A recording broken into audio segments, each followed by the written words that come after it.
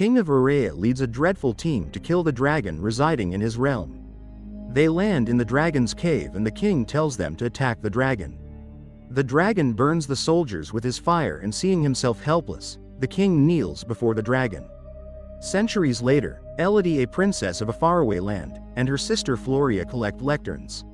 While the girls are talking, they see a chariot from another kingdom and the girls walk toward their castle. Their people are leaving the town due to the lack of food and because the winter makes it hard to survive. Their father Lord Bayford and stepmother are talking to the stranger woman. The woman sees Elodie and then gives her father a king's proposal and leaves.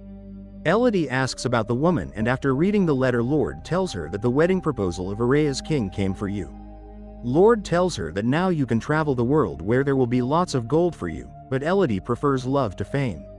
Lord tells her that we will get a lot of gold and grain after your marriage because our barns are empty, and the people are dying of hunger. Elodie agrees and they leave for Urea. Floria sees Elodie nervous and asks what's the matter. Elodie tells her the prince is a stranger to me, and then their stepmother appears telling them to come back inside the room.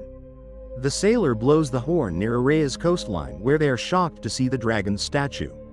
The family reaches the castle where the royal minister welcomes them and leads them inside the castle. Floria is impressed to see the wealth, and her stepmother tells her not to make them realize that we are seeing this luxury for the first time. The minister says to Elodie that after sunrise he will introduce her to the Prince of Urea, Henry. Her father asks why you look worried, and Elodie says I hope the prince is kind, while Floria says handsome too. Lord tells them to leave Elodie alone so she can rest and leave with everyone. Elodie eats the fruits lying there, and while on the balcony looking at the beauty of the palace, she sees another princess. At night, Elodie sketches and then goes to the balcony where she sees the fire on the mountain, and then Floria also joins her. The two royal families meet and Prince Henry introduces himself to Elodie. Queen Isabel asks Henry to take Elodie so they can talk about matters like the wedding in private. Elodie asks Henry, the first thing from your behavior you are not happy with this marriage. Henry tells her I was unaware that you were being forced into this marriage, and Elodie tells him their land is barren and cold so this marriage can save my people. Elodie asks him for the horse ride, and then the couple goes for the horse ride, and seeing her riding so well Henry becomes impressed. Queen comes out of the room and Lord Bayford looks quite upset, which prompts Lady Bayford to ask if they paid a good bride price. Lord tells her that they will give us more gold, but Lady Bayford asks him to tell her what it is, which angers Lord. Elodie asks Henry about the fire on the mountain, and Henry explains it was an ancient ceremony to give honor to our ancestors. Henry says that my dream is to travel the whole world, and Elodie says that I have the same dream to explore the world. When the queen is decorating the palace under her supervision, Lady Bayford approaches her and starts talking to her. The queen tells Lady Bayford that your family needs money and we need a bride, so apart from that we don't have any relationship. At night, Floria puts a necklace around her neck and says that everything in this palace is beautiful, and suddenly their stepmother comes into the room. She tells Elodie that this marriage might be a mistake because these people are not good enough for you.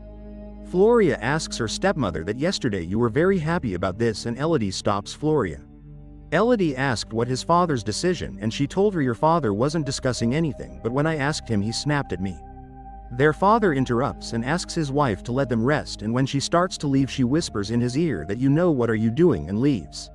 Marriage day arrives and Elodie is dressed in beautiful clothes, and then the wedding ceremony is performed in the palace. The queen crowns Elodie and makes her the new princess, much to everyone's delight. Elodie goodbyes her family, and then Henry takes her to the mountain to complete his family's last ritual. Elodie sees every standing wearing masks, and one of the queen gives her a gold coin and tells her you join the royal bloodline. The queen talks about the sacrifice they made to save their kingdom, and then she cuts Henry's hand and Elodie's to complete the ritual. Elodie throws the coin into the chasm, and then Henry picks her up to walk the bridge. As Henry walks forward he throws her into the chasm, and Elodie crashes into the bushes and falls into the chasm. She regains her consciousness, and after seeing the blood on her she shouts for help, but no one replies. The dragon wakes up after hearing her screaming. Elodie tries to climb but fails. Elodie sees the jewelry of the other princess and finds out that they sacrifice her to complete the ritual. She sees lighting in the cave and goes to check and finds out a bird is flapping due to the fire. She hears a dragon roar, and suddenly, many birds come out of the cave burning on fire, which makes her even more terrified. She asks her mother for strength and hears the beast echo in the same way, and after seeing the dragon's foot she runs and hides behind the stone. Dragon asks her name and Elodie asks what she wants. The dragon tells her it's a debt that you have to pay because the royal blood is running into your veins, so you have to pay it. The dragon asks her to run, and as she runs the dragon spits fire from its mouth. Elodie runs trying to save herself from the fire, but she is stuck between the stones. The dragon spits fire again and Elodie manages to survive, but the fire burns her leg badly.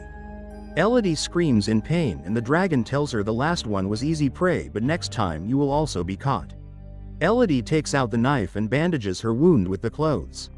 Elodie fills her pendant with fire to the light and moves ahead to find the way out. She crawls and falls to the other side where she sees the glowing crystal insects, but there is no way to reach them. Elodie throws her wedding ring and then jumps. She starts to fall, but she climbs up with the help of a dagger. She collects some insects as the source of light and then starts to drink water from the ice drop by drop. The dragon appears again and melts the ice with its fire. Elodie hides again in the tight hole and the dragon tells her your death is not so far. Elodie reads the names of the previously sacrificed princesses on the cave wall and looks at her scar, which is quite bad. She dreams of the princesses who tell her it is a lie, and after waking up removes the insects from her leg. She notices that the wound on her leg is completely healed due to the insect, and then she heals her wound by applying the insect to her arms. She then notices the map on the wall and then writes her name and starts to move ahead. Elodie follows the map, but it leads to a dead end at a high vertical drop on the mountainside. Elodie is distraught that there is no escape from the dragon's lair. She discovers the remains of dead dragon hatchlings, providing the reason for the royal sacrifices. Elodie surmises that 3 dragon hatchlings were killed by the first king, and hence the dragon was provoked into attacking them. The first king begged for mercy and promised to pay any price. The dragon demanded a royal sacrifice of 3 daughters from their bloodline in each generation to maintain the peace. A rescue party led by Lord Bayford arrives. Lord Bayford is confronted by the dragon and admits that he traded the life of his daughter for gold and the prosperity of his people. But he could not live with the guilt. The dragon kills them, but the distraction allows Elodie to escape the mountain. She takes one of the rescue party's horses and hides under a rock as the dragon burns the surrounding area in an unsuccessful pursuit. The conflagration alerts Isabel that Elodie's sacrifice has failed, forcing her to kidnap Elodie's younger sister Floria as a replacement. After Lady Bayford rides out and informs her, Elodie returns to the mountain to rescue Floria, who is left alive as bait. Elodie creates a diversion for the dragon to reach Floria. Telling her sister to hide, she confronts the dragon and tries to convince her that they were deceived by the Orions. The Orions claim that the king only attacked the dragon to defend his people, but the dragon says that he came unprovoked. Elodie says that by joining their cut hands at the wedding, the blood of the brides and the Orion royals mingled, making the dragon think of the princesses as Orion royalty. The dragon refuses to believe Elodie, and then attacks her, but Elodie tricks her into burning herself by spewing fire in front of a rock that deflects the fire back onto the dragon. With the dragon at her mercy, Elodie tells her that she has been killing innocent daughters for centuries, just like the first king did. Elodie heals both of them with the glowing insects, thus gaining the dragon's trust and loyalty.